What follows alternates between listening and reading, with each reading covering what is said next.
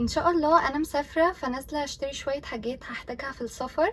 فعملت كده زي ليست عشان منساش حاجه. انا اوريدي اشتريت شويه حاجات ونازله النهارده اكمل الحاجات اللي انا محتاجاها. اجيب سان بلوك ليا وللعيله بقى كلها عشان ما نسمرش.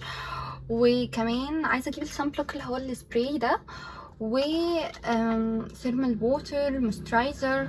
عايزه اجيب شمسيه، ويعني شويه اكسسوارز، فليب فلوبس، شوية حاجات كده. فهروح بقى اجيبها. يلا بينا. اصلا رحت بقى صيدلية تانية، واول حاجة رحت سيكشن السان بلوك والسان سكرين. وهنا كنت بوريكم الاتفيت عشان نسيت اوريهولكم.